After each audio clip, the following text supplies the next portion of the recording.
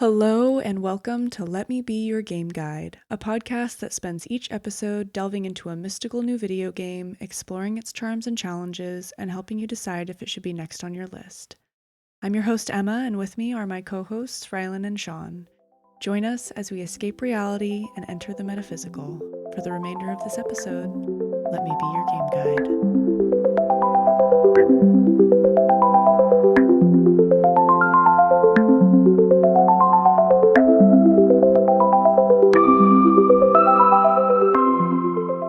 Welcome back. It's next week. My God, you scared me. Yes, but welcome Spooky back. October. Sorry. Oh, we're just so excited. Yeah, it's episode 8.2. We are doing our spoiler-filled discussion section. If you happened to miss 8.1, you don't need to go back and listen to it, but that is our spoiler-free rating episode. If you would like to kind of gauge how we felt about the game, if you haven't played it and then maybe play it yourself, then you can come back to this episode. But if you've already played it, you've already listened to that previous episode, or you just don't give a hoot about spoilers, then come along. Hoot hoot. Yeah. We're talking about Selfloss. Yeah, we are. Thank you. Indeed. We are. Yes. Forgot to tell you. But yeah, Selfloss. Mm-hmm. So I'll give a quick description of the game again, and then we're just going to dive right in. This is a 5-chapter game, and I think there's just so much world building that happens. I think each chapter will talk about our general vibe that we got from the chapter, anything that stood out, and then I'm going to read the different scrolls that you collect in that chapter, and we can really build the world as the game goes on. So Chapter 3 will shock you. does anyone want to just introduce the game and maybe talk about the introduction? Rylan, why don't you do this? Because That's the part that I know. Mhm. Yeah. Yeah, I'm going to be on a journey with the listeners for the rest of the spoiler section. So, the game opens and you are an old man in a strange land. You have like a cane and everything. You walk excruciatingly slowly. This is not a regular kind of world. You are entering a world with giant sea life. There's cetaceans flying through the sky. There's a big ghosty man, like right off the bat. I took a picture of him. I took a picture of him because he was neat looking. And he kind of has, I don't remember what he says at the beginning, but you do meet him a little bit later and he gives you like a little bit of advice on what to do next. Yeah, he calls you Casimir. Yes. Yeah, which I assume is your is your name. Mhm. Yeah. And that character follows you throughout the whole game. Yeah, It's I like like your him. guide. Yeah. Yeah. He's cool. He's like a very tall bird Mhm. looking thing in a white sheet, like a classic ghost. And it's a little spooky, but it's neat. You kind of travel off the ledge that you're on and you encounter a huge blue woman who gestures into the distance. She is magnificently clad. She looks important and she's Yeah. blue, and you really just see her kind of from the torso up because she's towering over the cliffside. But she gestures off in the distance where you see a beached whale. Although I don't know if that's appropriate because whales are also flying about. Mhm. And it's got some black ooze on it, some corruption. Mhm. And this is really kind of the introduction in that you're in some strange land and this corruption is bad and you are purifying it with your staff of light that you use. And so you get in your little boat and you trudge over there. And this is all just in the intro. You learn how to defeat the sludge, this corruption. You maybe do a little bit of puzzle solving also, but once the whale is free of corruption, it ascends into the sky to, I guess, fly around as whales do in this land. And I'm not sure if there was more that we want to discuss while we're in this area. Well, I'll go ahead and read Morena's card or her scroll. Yeah, 'cause she Morena's did- the big blue woman. Yeah, this is the first scroll that you collect. And I guess we could talk about a little bit after you do this task of freeing the whale. When you come back, basically says that Morena has a task for you and you're going to go into the real world. And then before you leave, you speak to Miro. It's spelled Mirro. He is a writer, historian, scholar, traveler, and that's it. That's how he described himself. Sorry, I thought there was more. What? I like the idea that he describes himself that way. I'm this, and that's it. I don't think it said that. I just forgot to put an and. I just have a bunch of commas. I need but like a personal version of that for myself. That's it. But he gives you the little side quest of looking for all these scrolls throughout the game that's going to help him create the history of this That's right. almost deteriorating land. And so you get your first scroll. It's right there in the room. Something I appreciated about this game is they did a really good job not only hiding the scrolls, but making them, you'll see them, but you have to figure out how to get there. They're not always in your direct path, and you do have to go out of your way to find them, but they're fairly easy to find if you're exploring at all. There were a couple that you really kind of had to go out of your way to get them, but I thought that was nice because I think that world building was so important in this game, so being able to find most of those scrolls really helped drive you forward. So I'm just going to read Marina? Maybe it's Marina. I'm probably pronouncing this wrong. Marina.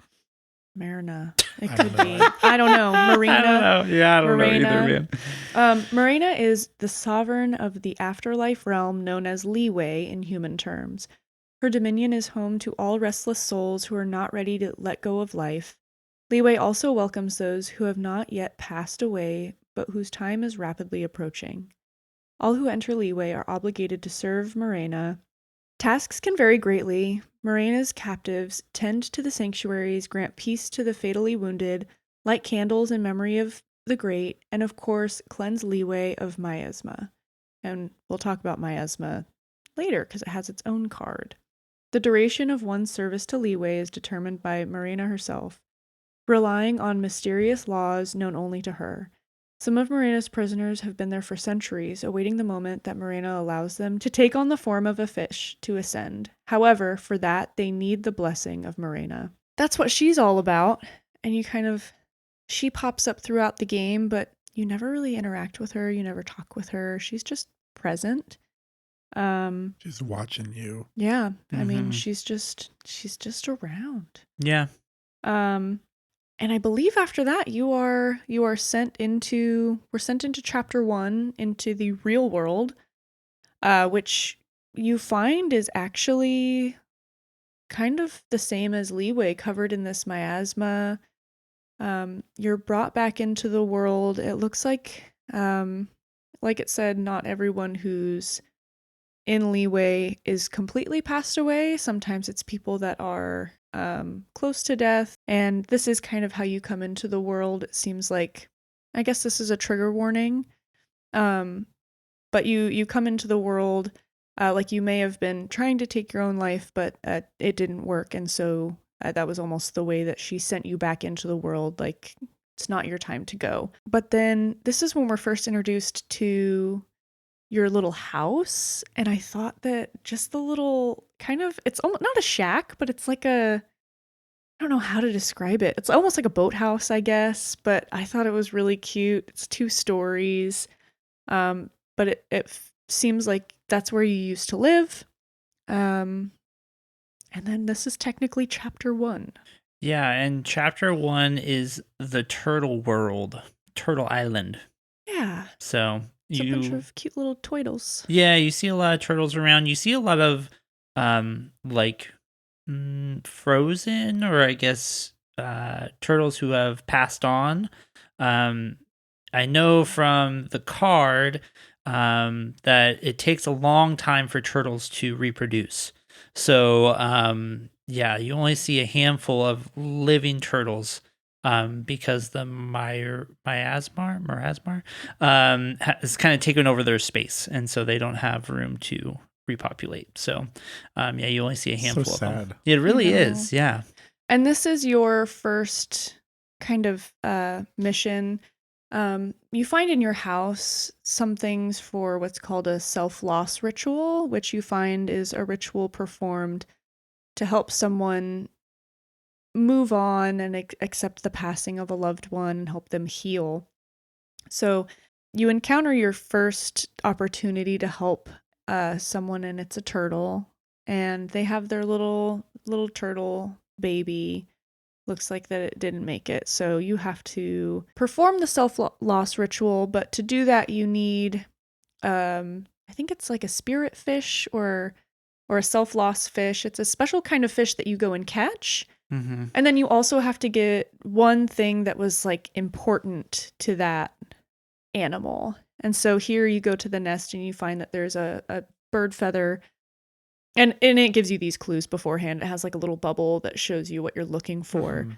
Yeah, so this is okay, so I really enjoyed this world. It was very much like the beginning tutorial world. You got to kind of play around with your boat. There wasn't a whole lot of enemies to get involved with just yet. You were kind of just exploring the world and how the different puzzles worked and how your light staff worked and kind of that feel. So you kind of got a feel for the game a little bit more. The part that I struggled with was the fish. When you're trying to catch the spirit fish, so that way you can do the self-loss ritual, you have to go by the fish in your boat and use the staff and light up the fish. And once you light it up for a certain amount of time, it creates a tether. So it's like, at that point, you're like fishing. So it's a lure's attached on the fish, and now you have to chase the fish around and follow it. Can't get too far or else it breaks, but you have to follow this fish, and there's certain points that you have to pull the fish in, and this is where you had to have your volume on. If you didn't, the fish would like slightly light up, and that was all the visual cue you would get. But if you had your audio on, you would hear like this beep or buzz or It's like a little like yeah, like a teensy bell, but it was Oh. quiet. I don't think Mhm. I heard that. I had audio on. Yeah, so you had to like make sure that you're doing it at the right time, or else if you didn't, the fish would get away. So, and you had to do it a certain amount of times, and then eventually you would get the spirit fish. So, yeah, you had to do that, and then find the feather as well, and then you could do the self-loss ritual on the turtle. I never met a fishing mini game that I enjoyed.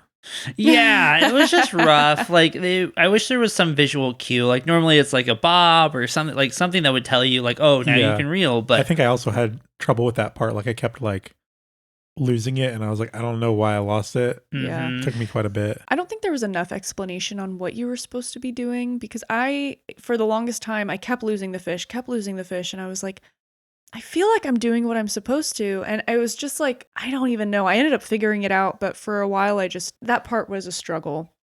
So again, kind of a little bit of the mechanics that weren't the best, but once you figured it out, it became easy. Yeah, it really wasn't that bad. I I didn't learn this until probably chapter 3, but I thought that you had to have your light on the fish the entire time. Oh no. So I'm like rowing behind this fish, and I'm like trying to keep up, and I'm like, ah! And then I figured out like, oh, you don't really need to. You just need to do it in the beginning, and then after that you're good. So yeah, that was a bit of a struggle. Dumb moment, but that's okay. That's what I'm usually doing. So I'm gonna read the cards real quick, just from, if you guys are okay with that, from this little chapter. Sure.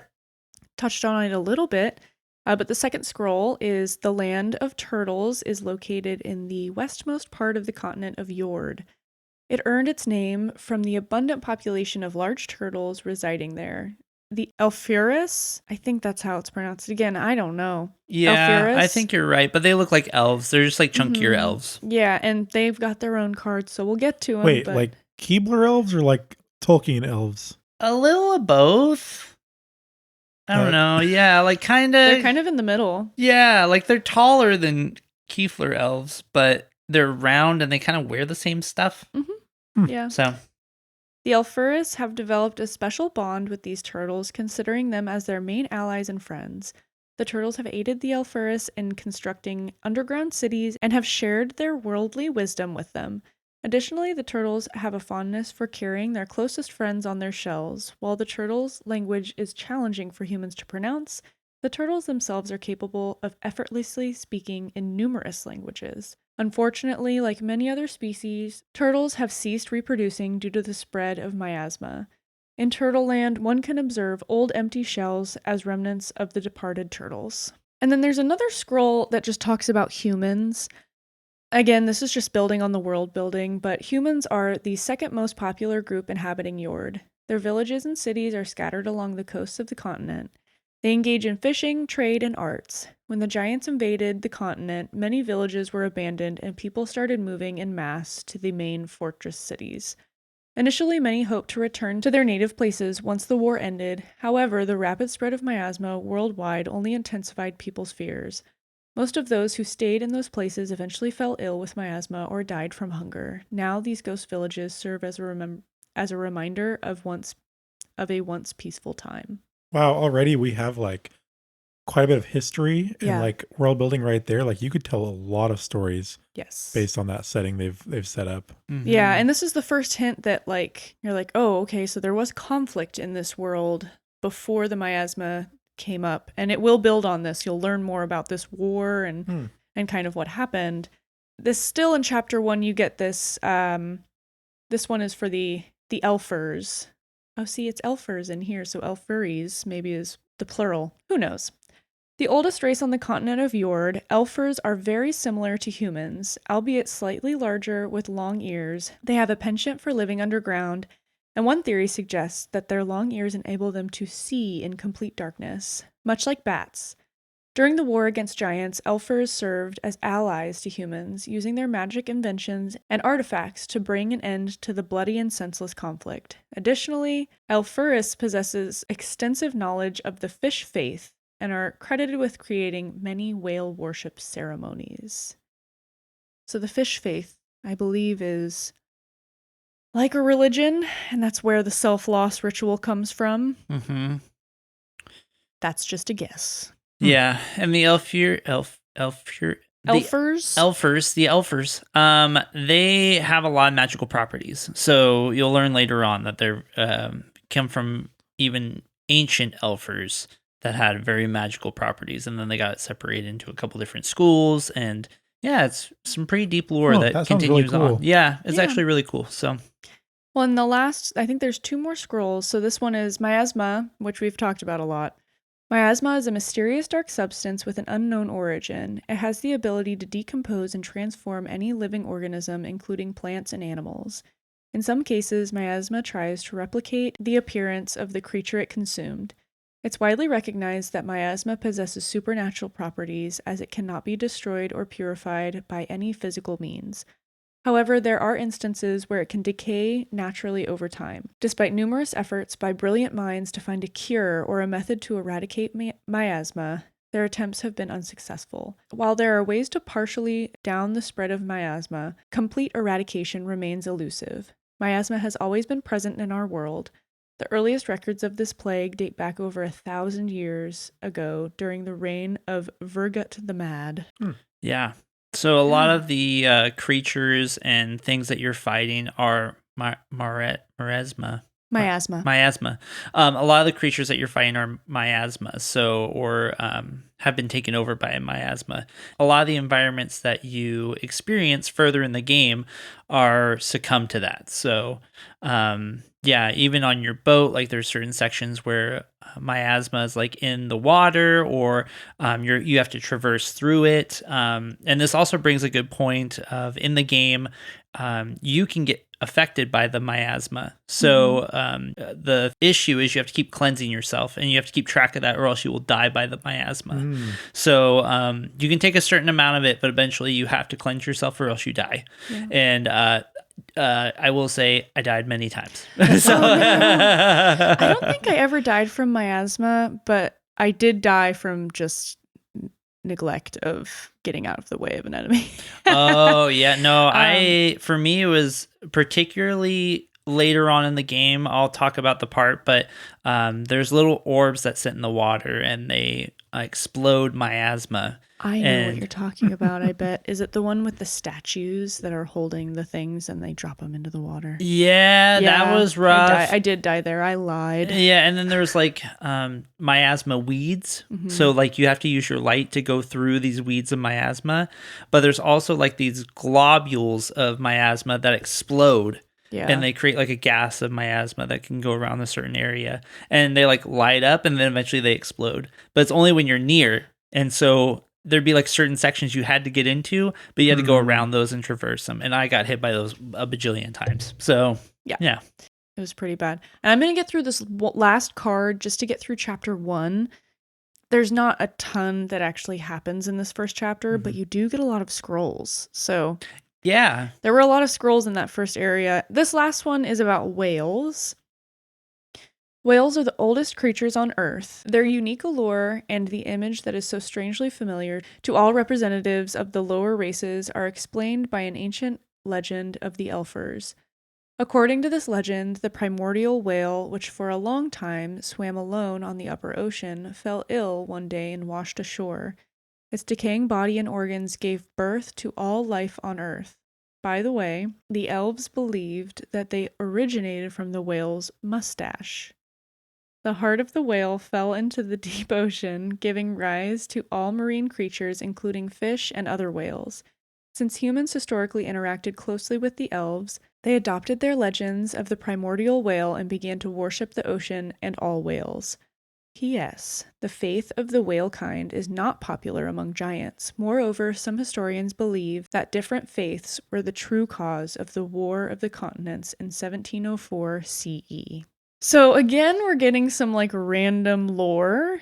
That this kind of gives like the Elfers and the human beliefs and how the world was created. This is really weird. Like, it's super weird that this is taking place in like, so the world is Earth, but this is not an Earth as we know it. No. The year is beyond 1704 because that's when the battles were happening. And this is 1704 CE, so a date system alike to what we use. This is very strange. It also seems like 1704 is super late for what the technology level appears to be. Did I say 1704? Yeah. 704. Oh. Sorry. I'm so sorry. I mean 704, I don't know if that really makes a difference. No, I think it does significantly. Maybe I misheard you. I could have I'm not very good at reading, so it's reading's hard. Especially reading out loud. Yeah. But yeah, it is. Well, and I'm noticing a difference between like there's elfers, elferes, and elves. Oh, okay. I don't know if that was typos or what. Translation. Because I know that when I was reading about the game, elfers was their version of elves. They kind of just gave them different names. But that's a really unique origin story, I feel like, too. Like they came from the mustache. So wait, that tells me that like first whales have mustaches, but also presumably like the elf type things have mustaches too, which is pretty unique. Yeah. That's cool. Elves normally don't have that, so yeah. Well, I think that wraps up the scrolls that you find, and you do perform the self-loss ritual on this little turtle. And then, as it said, the big turtle is thankful, and you obviously become a friend of the turtle because it lets you ride on its back. Oh, cool. Yeah, so that's how you traverse your way to the next chapter. And this is kind of what Sean was saying. You're almost teleporting. Like, you're still in the same world. But this mode of transportation allows you to really travel further across the map. And that brings you to chapter 2. And this is where we meet the mermaids. Yeah. So, yeah, this is the mermaid world. And in this world... Oh, wait. Oh. I'm so sorry. We need to go back. Because I didn't bring up my favorite characters. Oh, okay. Go ahead. Oh. You meet Oria and Asha. Yeah. And Oria is a giant. And Asha is his giant dog. You can throw that ball. Maybe this is why it took me 10 hours, because I stood and I threw. You can pick up a squeaky toy ball and throw it, and Asha will go and grab it and bring it back to you. You can just play fetch with this dog forever. On my third throw, I threw it off of the area where you can access. But it didn't. Did it come back? I think I threw it through the doorway.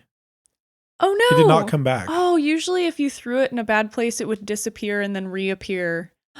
Oh, nope. Man. So Asha just didn't have anything to play with after that. And I was like, okay, I got to go solve puzzles now. Bye. Oh, no. Well, that's the only thing that I forgot to mention in that first part. Because, and gosh, thank goodness I took notes. Before you get to chapter 2, you go into like this dream world. And this happens in between every single chapter. So if you were annoyed by how slow the old man walked in the normal game, Get ready for a flashback. Oh, no. Slow times 2. Yeah. So you're going half as slow. It's kind of like a dream world where only like there's people, but it hasn't totally like it's not a whole visual of what's going on. Yeah, there's not like a whole space. It's like a black area, and there's like certain parts of the area that have people and like tiny little structures or little things that are involved in it, but it's just like a flashback of a memory or a time in history. So it kind of just brings you back to this point. Yeah. So in between each chapter, we're going to have a little flashback, and this is your character's past. So in between each chapter, you're getting more explanation on why your character is feeling so like is grieving because you're grieving, but you don't really know why. Well, didn't he lose his son? Well, yes, but you don't really know. Yeah, so I guess you kind of do know, but this helps unravel. So the story behind that. Yeah. So in this first flashback, my note says, "Now I'm in a dream, walking so slow." Okay. Okay, I have to interject here. I've been thinking about this. Do you guys feel like a slow character speed is like artificial game content? Like because it makes the game longer?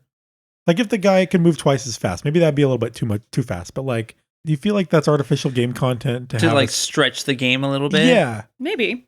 I didn't think about maybe it that's like not, that, but yeah. Maybe not like as an intentional thing, but I'm like, I feel like there's probably people that do that sort of thing. Think about it like in a world of microtransactions and like, yeah. You know, yeah, maybe pay $5 to like get 2x speed for an hour or whatever. Oh, like, yeah. Mm-hmm. Not that they're doing that. That's not the vibe I'm getting at all. I'm just. That is interesting to think about. Yeah. Yeah. I'm trying to think of a way to transition back into. Anyway, so walking slow. You see your wife, Leifa, I'm assuming is how it's pronounced, and her child, your child. Seems like this is maybe when she gave birth to the child, and you say to yourself that you're upset because you weren't able to be there. Mm-hmm. So right off the bat, you're like, okay, so wife gave birth to baby, but you weren't there. Some regret. You don't know why, but for some reason. Now we can go to chapter 2. Yes. No. I'm sorry, I jumped ahead a little bit. No, that's totally okay. So this world is the mermaid world, and within the mermaid world, it's similar to the turtles, but it's more of like a fallish scene. And it's a lot more water-based, at least from my understanding. Yeah. A lot more water-based. So you meet a mermaid, I guess, is... I'm trying to understand how you got to the mermaid again. I forget. You meet a little, and we have their card. You meet one of the forest spirits. So there's these tiny little forest spirits everywhere. And they basically tell you that the mermaid is so upset because she lost the man that she loved, and she's been crying and crying, and no one can get her to stop crying. So the water levels are super high, and they just want you to help her, but they're also like, but look out for her sister because her sister's going to beat the shit out of you if you try to go near her. Red-headed sister. Yes. Oh. So I also noted that there's a ton of sunflowers in this area. Like all over are just sunflowers. It was a very beautiful space, for sure. Yeah, and they said that she was crying for like a year or something, and that's why the water levels had risen.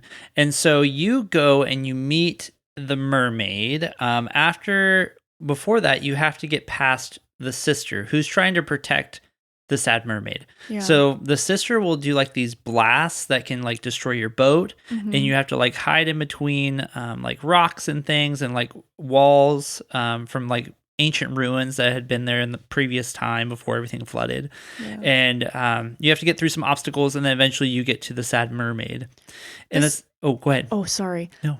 This is a perfect example of content variety because it's kind of a puzzle. It's not combat, but you're trying to get past her, but you have to be really strategic about when you're moving and making sure you're behind something when she screams. She's like a what are those called in D&D? It's like a siren, right? Well, no, the ones that scream and they like kill you. Like a banshee? Banshee. Yeah. Thinking like from Teen Wolf. Yeah. Yes, it's yeah. Yeah, for sure though. Right. She's kind of like a banshee would scream. You just need to make sure that you're not getting hit by the sound wave because it'll just wreck your boat in one go. Like, and then you're out. Yeah.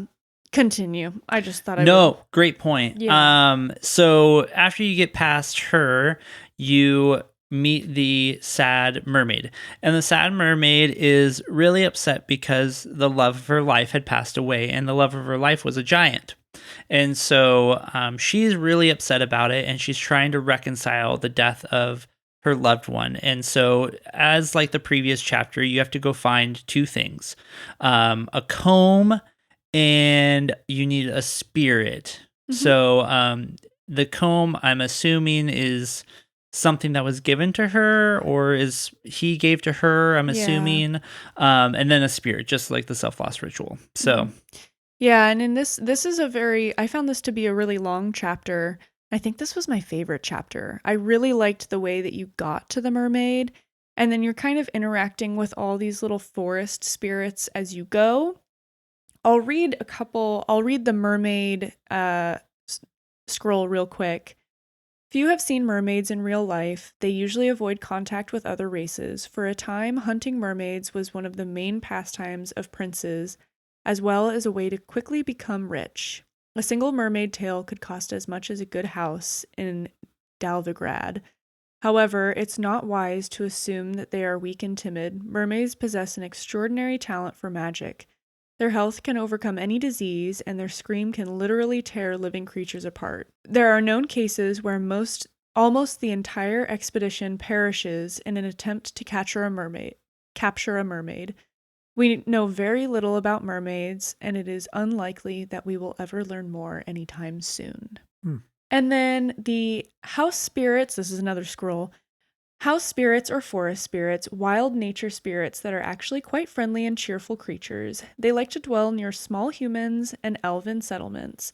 House spirits often steal things, so be on your guard with them, but they cannot cause physical harm. They love to play with children and pose riddles. So they're like these little... Oh, they're very short, they're very cute. They have these like little curly... I don't know, like their heads curl Jester up. hat heads. Yeah, Mm-hmm. yeah, exactly. Yeah, for sure. And they're everywhere on this land. And this is actually how you get the comb. Mm-hmm. You have to go. A couple of the forest spirits have gotten trapped down in this like deep down under cave.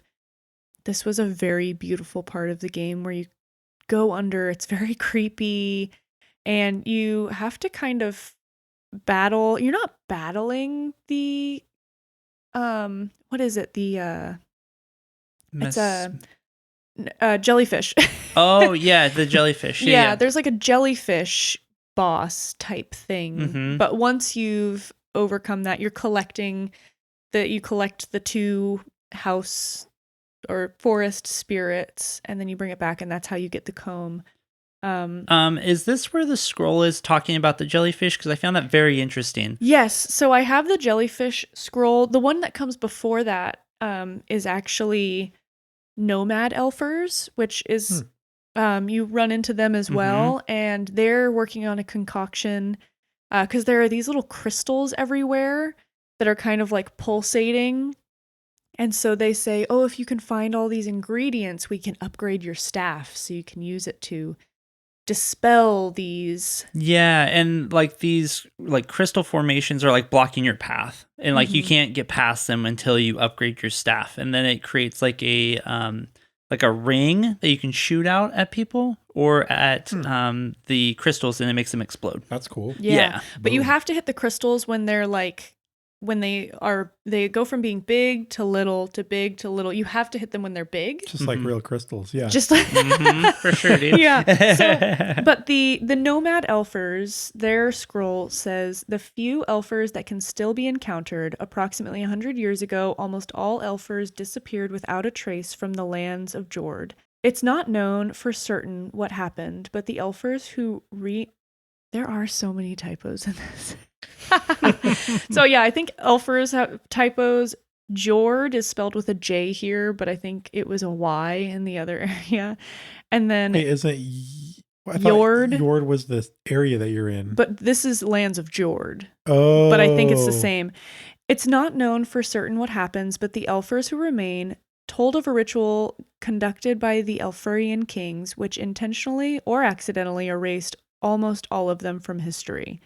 As their legacy, we have many underground cities, some of which are yet to be discovered and uncovered.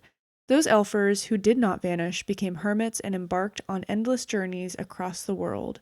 In their eyes, there still lies a secret sadness in the thought that they were the last representatives of their race. Yeah, there's also where it says told, it's TPLD instead of TOLD. Oh. So there's just a few typos, but it's okay. But the jellyfish, when someone wants to formalize an agreement and bind its terms with more than just words, they seek the services of jellyfish. Jellyfish memorize the terms of the agreement and magically bind the participants of such a pact with a special mark.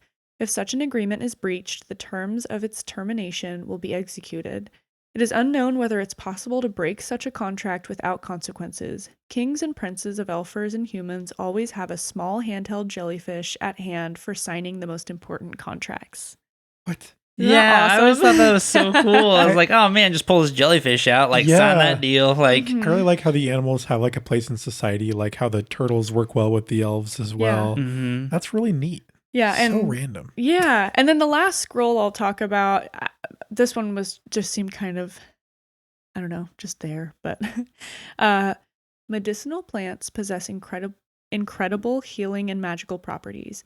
They are so potent that they can thrive even in the most challenging conditions, and the most valuable aspect about them is that they retain their healing properties even when grown in contaminated areas. Elfers were engaged in their cultivation and selection, creating new improved varieties and using them to produce medicines and potions. The most valuable among these plants is the fireweed, which is capable of restoring strength and healing wounds. Unfortunately, it does not flourish as well as other plants, which is why it is rarely encountered. Yeah, so I think you get that scroll when you're helping the nomad Elfers get the potion, because you have to get a couple herbs and you have to get some coffee dust, which you get from the forest spirits. So, once you do that, you give it to them, and then they upgrade your staff, and then you can bust down some crystals. Yeah. And there's also a little settlement, like an old settlement that you go through to get some things that you need. And if you read the little journal entries that were left, you find that the human civilization there, it was during the war, and they were convinced that the reason the miasma was getting so bad was because of the giants. And so you realize that the reason this giant was killed is because the humans killed him, because he wouldn't go away, because he was in love with the mermaid. Yeah. That's sad. Yeah. Mm-hmm. Yeah. A lot of sadness in this game. I Everybody know. you meet is like having a terrible time in their life. Yeah. I mean, that really is, I mean, it is the game, but the theme, you're able to do the self-loss ritual, and she stops crying, and you kind of, every time you kind of watch like the spirit of the person almost like kind of melt into the person they left behind, and then they're like, I'm okay, I'm ready to move on. So you as the main character, like you need somebody to do this ritual on you, or are you doing it to yourself? I guess we'll find out. But we'll move into the next chapter, because that's about once you perform that ritual, the sister does let you pass. And this is another content variety moment where you're in your boat and you're just going down this river trying to go avoid. I didn't have issues with it. I thought it was fun. Man. Did you die? I crashed into the rapids so many times in this section. Yeah. So you're going down this river. You have to go down this river to get to the next area. Oh, wait. I skipped the dream again. Oh, okay. Go ahead. Just real quick. Yeah. Just real quick. No, that's good. This is the another dreams are dream. Good. Very little. It sounds like we were called to war against the giants. and that we're lucky to be alive. So that's the next little flashback. You realize, okay, maybe you weren't there for the birth of your child because you got called to be at war. Yeah, the 704 Selective Service. Yes. Yeah, so you realize that there was a war between the giants and the humans. And you were in it. Yeah, and you were in it at that point. That explains your Anyways. combat prowess. Yeah. Let me tell ya. For sure, dude. Anyways, you're crashing your boat? Yeah, so I'm crashing my boat, and there's a lot of rapids in between this next section, and it's just an obstacle, really, with your boat trying to get through these rapids, but there's a lot of rocks, and there's a lot of different things. There's a lot of good points in this section where you get really good views. Like, they really turn the camera angles around so you can get a great area of, like, beside the river. There's this vast, like, pasture, I guess, wetland area. And you're, like, going under some arches, and it's, like, really beautiful, and you can really see a great view. So they really did a great job in that. And then, but that's at the very end. You have to get through this horrible rapid section first, which I died a lot of times. So, yeah. But then you get to chapter 3. Yeah. Oh, so that's like your transition. Yeah. That's your transition this time. Yep. There's always a little transition period. This one was a little more intense than your last transition. Yeah, it sounds like it. Deadly. Yeah, it but was. It seems you wake up in this cave because it seems like you've maybe crashed your boat. And You don't say. but you were saved. You were saved by, where'd the names go? My favorite characters. Oh, Aurea and Asha. Yeah, he saves you. Yep, so you get another chance to play fetch with the dog. Yeah. Super fun. Yeah, he really throws that ball extremely hard for being an old man. Yeah. Like, he can pitch that thing. Yeah. So, but you come outside the cave and you find that you're in a very, very creepy. Ooh. It's a very unsettling place. This whole time you've been looking for an orca. And so you've gotten to this area where the orca is supposed to be, and they're all dead. Like, there's like pieces of them hanging from chains. My gosh. Like, Yeah. it's very scary, like very doomsday. it gets very dark. It's like a Hellraiser scene. This is Yeah. a very, very dark, ominous chapter. Mhm. And I'm trying to remember exactly which cards you get here. I'll just read a couple, and then we'll move on to what happens. So this next scroll, giants inhabit the continent of Isotor. They reach a height of 5 fathoms, and their strength is so great that they can lift huge boulders. For a long time, humans and elfers hardly had any contact with the giants. However, the situation changed after a sudden invasion of the giants onto the continent of Jord in the year 704. They managed to occupy several elfer regions on the island of Hvalar, and later this place became the final battleground where the giants suffered a devastating defeat. Now the site of that battle is occupied by vast marshes. Some giants, participants of war, claim that they were instigated by a mage named... I looked up how to say this. It's either Koshi or Kashe.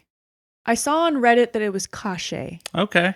And then the next scroll. The orca is a unique and rare creature. Many researchers are trying to uncover their origin, but none have been successful thus far. Nowhere in the sacred tales of the Elfers can one find a description of an orca. In both human and Elfer folklore, each sea creature is associated with an emotion. Orcas are an exception, likely due to their aggressive nature. Orcas tend to be associated with the physical world rather than the spiritual one. Orcas can also symbolize weakness of spirit or attachments to the material world, although perhaps these are just prejudices. Mm-hmm. Yeah. And I believe that is the only 2 scrolls you get in that area.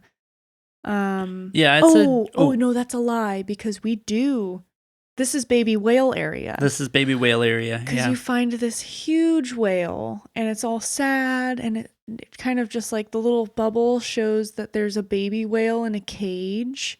Aww. Yeah, it like Yeah. telepathically tells you, like, oh, my baby's in here. And it's like chained up. So it's like on this like beached area, and it's chained up. And it tells you, like, I need my baby whale to help me and get out of this mess. Who's doing this? You'll find out. You'll find out. Ay, ay, ay. So you go through, there's a lot of like puzzle solving in this area as well. You Mhm. eventually You find the whale, you release the whale, and then you have to use your light to shine and lead the whale with you. And you'll get to these areas that you have to use the whale call to like open up the doors so you can continue through. Yeah, it's like magically blocked unless you use the whale. So there's like a path that you have to take, but there's puzzles along the way that you have to solve while you're also leading this whale along. It was actually pretty fun. A little bit of combat, but not too much. And yeah, it was a lot of fun to get back. And then once you lead the baby whale back to the big whale is released and the baby whale goes with mama whale, I would assume. And then after that, mama whale opens up her mouth and you jump inside mama whale. And that's how you leave chapter 3. Yes, but before we leave chapter 3, when we're bringing the baby whale back, we do meet Kashe. He appears. Oh, yes, he does. And he says, "Fuck you, that's my whale." And then he puts it in a little bubble. And then he starts attacking you. Yeah, he starts attacking you. So you have to basically like break down all of these things that he's set up to make him go away. So we'll just read his card real quick. I forgot about that. When this happens, you're like at the very end. Like you're just about to get the baby whale to mama whale. And he comes like out of this portal. And you have to hit like these staves. But if he does almost like the banshee call where he screeches out, it's a one-shot kill. You're dead. Yeah.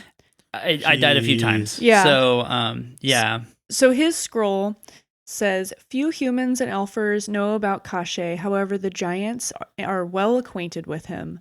The dark sorcerer named Kashe was the former court mage of the giant leader.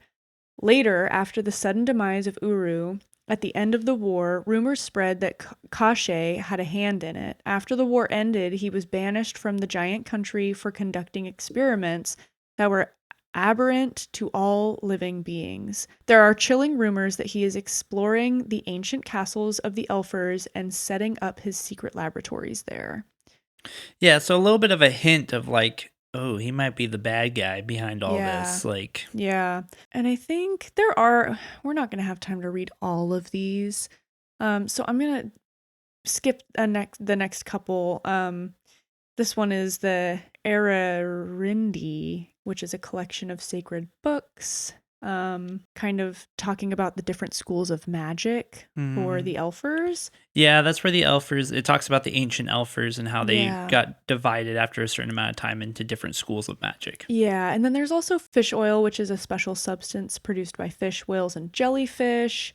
They have a positive effect when you consume them. I can't remember where these came into play, but I think you were collecting them to move forward. Yeah, I thought, at least if I remember correctly, they used it for the candles, and they said if the fish oil candles were lit, they could never be extinguished, or it was very hard to snuff them out, and like they could last for a really long time. So. Yeah. And then this one's random. I don't remember this at all, but Alkanost is a predatory seabird, an ancient creature of great power. They lead a secretive lifestyle, but in the past, they were hostile to Elfers. The Elfers managed to enchant some Alkanosts to obediently follow their commands. After the invasion of the giants, Alkanosts began guarding the entrance to Elfers' shelters. To this day, you can encounter solitary Alkanosts that cannot leave the place of their vow. I have no recollection of this thing. Yeah, I don't remember that either. But maybe just some extra lore. Maybe. Yeah. Yeah. And then finally, you do run into some stone giants in this area. When a giant is wounded, the wound gradually heals by turning into stone. If a giant dies, it completely transforms into stone. To this day, many stone remains of giants can be found in places of great battles. Elfers believe that giants originated when the fat from the prime whale seeped deep into the soil of the mountains. According to legend, this is how the first female giant, Aramala, the mother of all giants, was born. Pretty cool. Yeah. This is so creative. Do you know, I know how much of this is based on like actual folklore in real life? So I know that Morena is real in folklore. Kashe is real in folklore. There is some folklore. I couldn't find a ton because, I mean, we kind of found this with pilgrims Slavic folklore is really hard to Google in the United States. Yeah. But it sounds like there is some background on whales and the creation of the world. And then, mermaids and elfers are just elves and mermaids. But yeah, that's about most of what I could find. And then what we're about to get to for chapter 4. Mm-hmm. Which, Quattro. And in this part before we leave, so you get little bits of information in this too, and it sounds like someone was killing the whales trying to gain power. Boo. But really, when you do that, Mother Nature revolts and you'll be punished, which you start to think like, oh, is all the miasma like destroying punishment. the world because this person is going around trying to gain all this power by killing whales? And then you're chased by this giant spider thing. Like a giant spider thing chases you, and you're slow, old man, run. Oh no. This is the part that sucked, man. You're like trying to run as fast as you can, but you're so slow, and this thing is like on your tail the entire time. So you can roll in this game. Does that do anything? No. It's not any faster. No, and it was really hard to use correctly. Like, I would hit the button to roll, and I wouldn't roll. Like, was there any point in this game where you needed to roll? It was to dodge enemies was the point of it, but I couldn't get it to work the way that it was supposed to. Yeah, the only time that it worked successfully for me is if I was like backed up against a wall or something, and I kind of like rolled away a little bit. I see, yeah. That kind of worked, but it was the slowest roll of all time. Like, yeah, you're like, just kind of roll over a little bit, and then you're good. But yeah, it didn't work super well. Like, if you imagine an old man rolling in real life, it's basically that. Yeah, for sure. That's it. Yeah. But before I won't skip the dream this time. So we do have a dream in this transition, and it looks like you were captured during the war. You were captured by a bunch of giants, and in your capture, you met someone named Nilo, spelled Nilo. This is a 700-year-old elfer, and this is who taught you the Selfloss ritual. So in your time of being held captive, humans didn't usually know how to do this ritual. This is where you learned it. You learned it from this friend that you met in capture. And you're basically enslaved, and you're mining the fish oil, whatever it's called. You also learn a little bit of like the elfers and the humans were teaming up against the giants. Yeah. So that's your little in between. But then you get swooped up by a witch in a barrel. Yeah, the witch in the barrel. Flying around in a barrel. What? This is Baba Yaga. Yeah, this is Baba Yaga. Oh. You remember Yeji Baba? Yeah. So Yeji Baba Baba Yaga is the Russian version, essentially. And also I was reading kind of the foil almost to Kashe. They can be seen as like similar but opposite. They're rarely shown together. Kashe's that wizard boy from before? Yeah, the bad wizard boy. Interesting. Yeah, I found this area to be kind of short, and I didn't find that a lot happened in this little area with her. Yeah, so this is where in chapter 4 you meet the wizard or the witch. I'm sorry. And yeah, the puzzles I found in this section were more difficult. You also start encountering some of that sea life stuff. So the miasma, that's the seaweeds and the exploding orbs and that kind of thing. You experience a lot more in here. There's also they're almost like worms, like miasma worms that will come out of the water or out of the soil, and they shoot these little, like, I don't know, little figure blobs that explode. And so it can be in the boat or on land, but mostly on the boat, and you have to use the crystal blaster the crystal blaster, and then you have to charge up your boat and then run into them to destroy them, and there's certain parts that you have to kill them to continue on. So a lot of death in the water in this game. So it got pretty interesting, and the puzzles were a lot more difficult, I found, in this section than the rest of them. So but really you just learn that the Baba Yaga is just trying to kind of get rid of all of the miasma, and kind of she just needs help. There's like this crab boss that you have to fight with her, and I Mhm. found this boss to be very difficult to beat because she's like dropping bombs and you have to like get the bombs in the way so the crab runs over it. Yeah. I struggled. I will say that on the Switch, I struggled a little bit because in the very beginning, there was just like so much going on that my Switch was just like freezing and Oh, like no. Oh, slow no. mo for a second, and then it would start up. So the first like 30 seconds, I was just like barely moving, and like they were barely moving, and it was a little bit hard to handle for You the had time to Switch. like work out your Oh. strategy, it sounds like. A little bit, yeah. Well, and I didn't know what to do at first. I know she was like dropping stuff, and then I like, I accidentally hit one, and then it hit the crab. Yeah. And then the crab will drop down, and it has 6 of those crystals on it that you have to shoot, but you have to Okay. keep doing it over and over. And the crab shoots out like this acid slime. And if you hit it, you're pretty much dead immediately. Like one shot kill. But There were a lot of one-shot kills in this game. yeah. Not very, yeah. I will say in chapter 4, though, the lore behind that certain area was pretty cool because what La Baba said was she said that this world was flooded because the Elfer had flooded it during the Great War, and they had also created a block of the miasmar, so the miasmar couldn't seep in, but it started weakening and it started coming in anyway. So she was trying to just help the land, Yeah. but it had been flooded over, and it was essentially infected almost completely with miasmar. So it was you're trying to just help her help everybody else. So the thing that she wanted you to do was take these 3 dolls and go to certain churches in the area and put them in there to essentially cleanse the area. So that one was a little bit longer. It took me a little while to get through that space, but was very cool. And you basically just described the scroll from that area, so I'm not going to read it. But yeah, there's just a couple left. My Switch is at 10%. Oh no. No, or my Steam Deck. Pardon me. At our house, it's the Steam Switch. The Steam Switch. Yeah. I'm gonna read these right now. Sure. And then we're just gonna get them out of the way, and then we'll talk about the rest of the game so this doesn't die. Yeah, we're getting close though. Yeah, we're basically, I mean, after you solve all these puzzles and get through the crab boss guy, there are some really creepy, like, shrouded figures that when you try to walk through them, they'll start following you. Yeah. And you have to, like, avoid them and not Ooh. let them touch you. And I was just Icky. like, ah! And there's a Yeah. lot of them.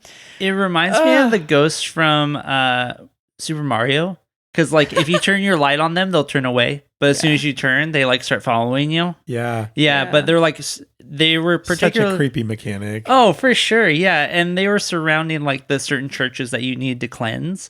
And so you had to get through them to get to, like, the back door of the church so you could enter and then go cleanse the church. True cleansing. Yeah. Burn that shit down. Yeah, dude. Yeah. But so I'll just read these last 3 scrolls. The castle atop Medog Fortress, an ancient structure presumably built by the oldest Elfers. Many secrets are hidden in these places, with a large sea washing the southern part of the mountain, primarily inhabited by killer whales.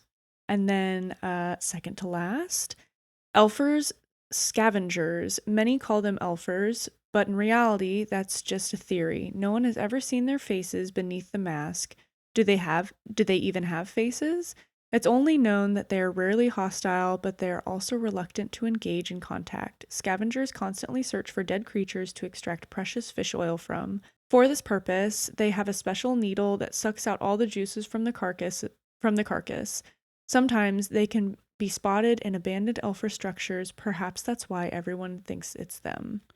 So you see these, they're kind of on stilts. Like you just see them around the Baba Yaga's area. Yeah, there's one that's like totally zapping a fish, and you're like, whoa, what the heck? Like, that's the first time I saw him. And then you get to talk with one, but he's like, I don't want to talk to you. And you're like, oh, okay, cool.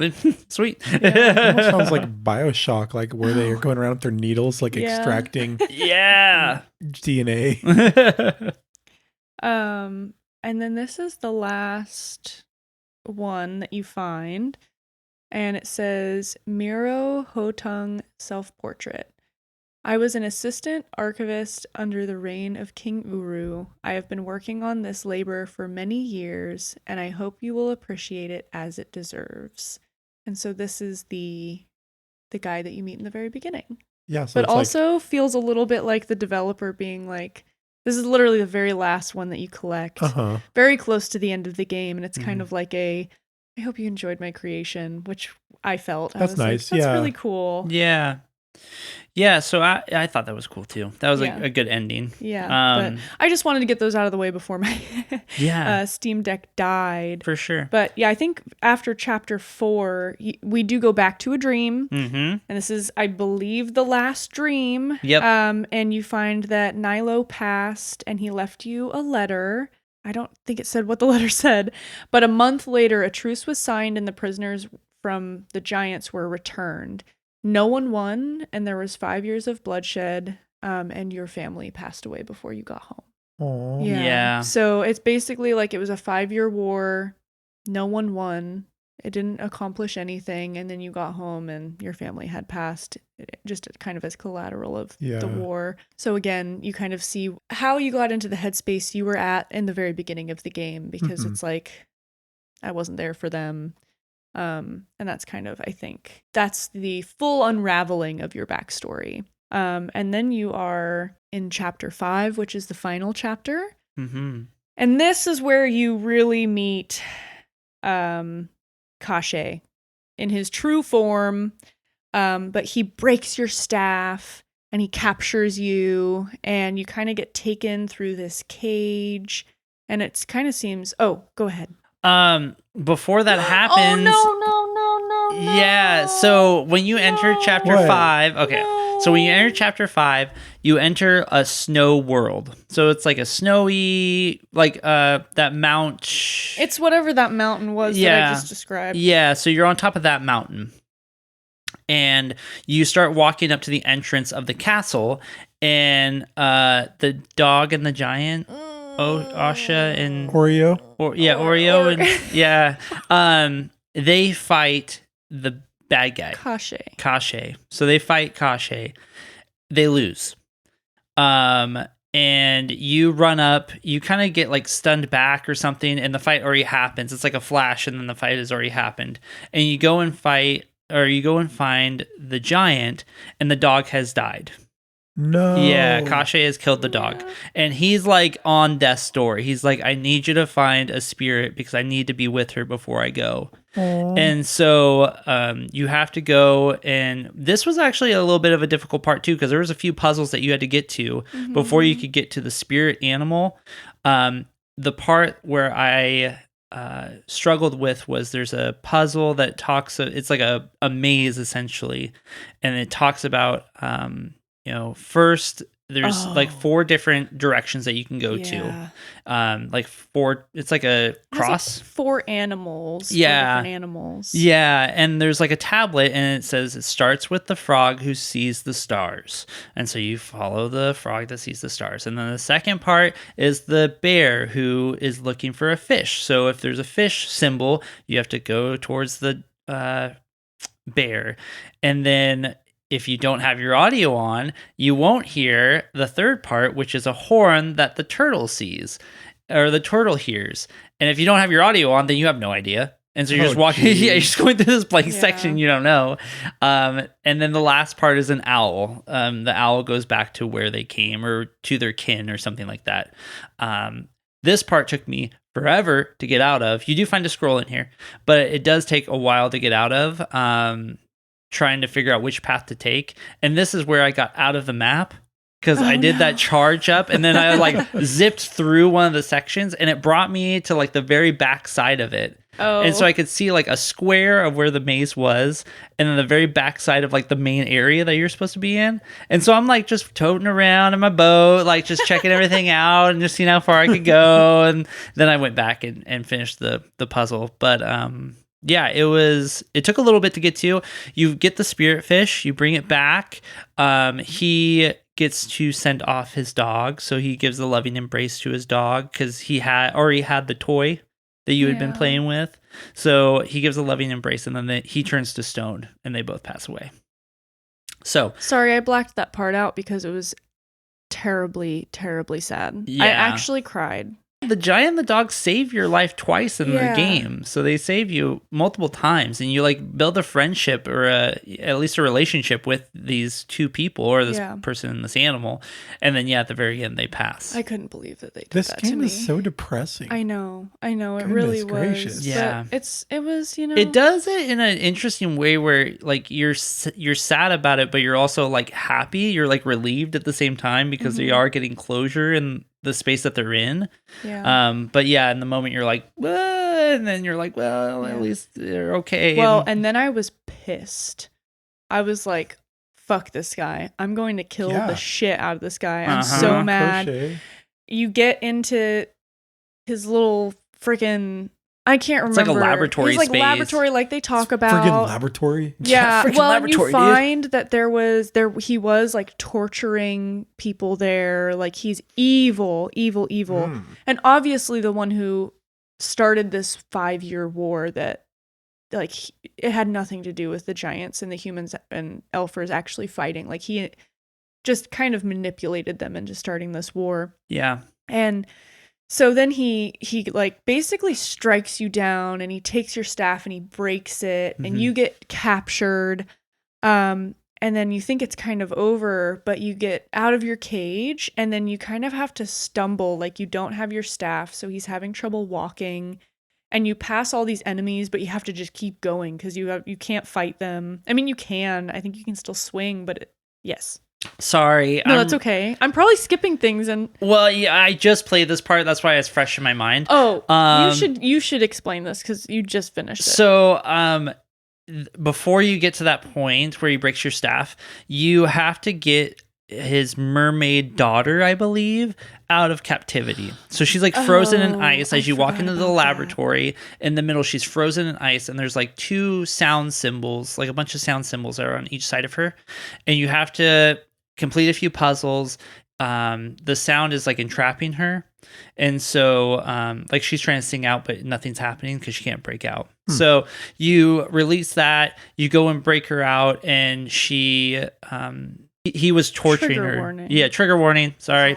While you're doing this, you go to her room and you realize that she actually committed suicide. Yeah, she died by suicide because he was torturing her so much. So sad. Again, very sad. Very sad game. So so that happens. And then the Kashmir destroys your staff, and then you go through this process of trying to get out. Yeah, and so once you kind of just like your cage gets like transported for a while, but then you break out of it and you're like running, and then that ghost kind of figure that's been with you this whole time kind of takes you and is basically, you find out that it's Miro or Mir the elfer that you met during Nilo, yeah. Nilo, Oh, yeah. sorry. Mhm. Yeah. Oh, So neat. that's who's been kind of shadowing you this entire time, like watching over you, is this ancient elfer who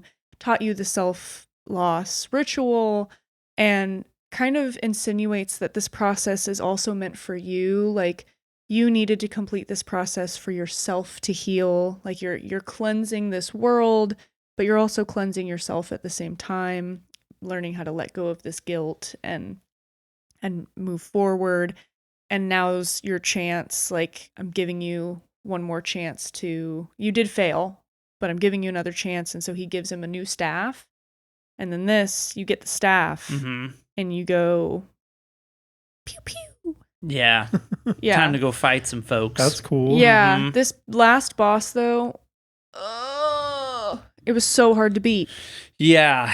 Bit rough. It took me so long. It was basically like the Lich's true form. Oh, Kashe, sorry, he's a Lich. He's in his true form. He's like this big goobly glob, like Made with of like fish oil. creepy arms. No, I don't even know. He looks almost like a fetus, but like giant with creepy arms. He's like red, purpley, but he's really big, and you're on your boat and you're trying to like use your light. He has like little, I don't know, There's like boils all over him, and you have to go like destroy the boils, but you can't get around him because he'll just turn. You have to wait for him to slam his arms down so you can get behind him and get the boils. But sometimes he'll do like 60 different attacks before it actually does the arm I hate slamming. that So you stuff. literally Mhm. just have to wait for a Just long time. wait and dodge and wait and dodge. So I was so impatient and I died so many times because I was just like, screw this. But after I think it's like 3 rounds, Mhm. 3 or 4 rounds of getting all the boils, and then when he falls, you like shoot his eyeball, he dies. It's like, Mhm. Yay! Oh yeah. it's wonderful. Screw him. Yeah, and then it ends kind of like you've done this great thing, like you've rid the world of this evil. And I was a little confused at the ending because at the end you get a baby.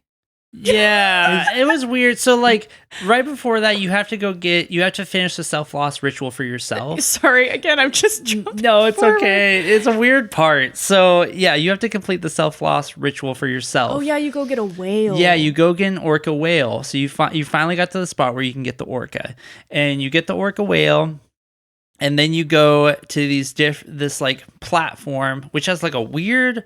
It's almost like a stingray type creature. It's got a really big mouth, and then there's a couple trees there, and it talks about the people that you've saved, like the turtle and the other folks that you've encountered and that you've saved or helped, and then you complete the self-loss ritual on yourself, and they're like, well, here you go, and then you just hear a baby crying, and you're like, wait a second, what? Like, so it's like you're like rewarded with this child. It's almost like you're given a second chance. Yeah. But it was bizarre to me that you didn't get your wife as well. You just got the child. It's all about that son.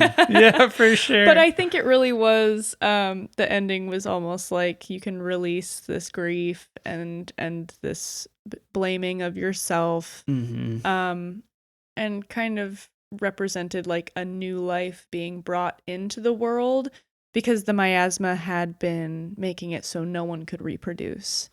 And Mhm. so I believe what this meant was by dispelling the world of this great evil, you were dispelling it of the miasma, and the world was going to be able to reproduce again and grow, and you were going to get this rebirth. Yeah. Mhm. So- That's what I took from it too. Yeah. Interesting. Roll Yeah. credits. Huh. That's it. That is a weird ending. Yeah. Uh-huh. But like, whose baby is it? Is it like baby Kache? No, I believe it's well, maybe, I don't know. No, I think it's just I think it's Just I a like to generic think- baby? well, I like to think that it's like it was created with the power of all the spirits that you helped move on. Like it was kind of like a reincarnation of all of these different species that you helped move along, and maybe just it just represented, I think, like a rebirth of the world. So Yeah. yeah. But that's it. I mean, I Yeah. enjoyed the game. I had a good time. Very good game. It was Yeah. there was some deep emotional components to it for sure, Yeah. but it was very good.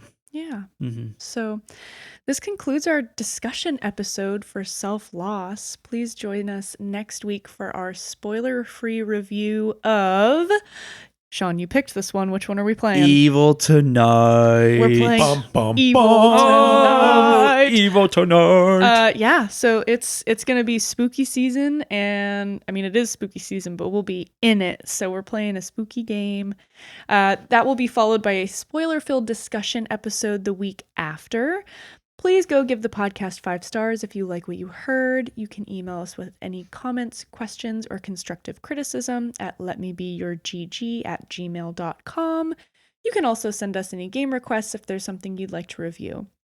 You can find us on Instagram as letmebeyourgg and on TikTok as Let Me Be Your Game Guide. I said this in the last episode, but I've been slacking on the TikToks. But again, go check out the ones that already exist. They're super cool. There's a lot of videos on there too. So yeah, a Yeah. lot to peruse. Yeah, and you can also find us on Patreon. It's all free content. We don't have any paid content yet, but join our Patreon. It's patreon.com/letmebeyourgg.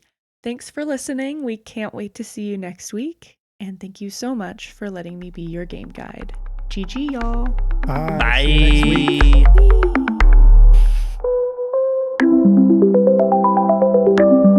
Whee!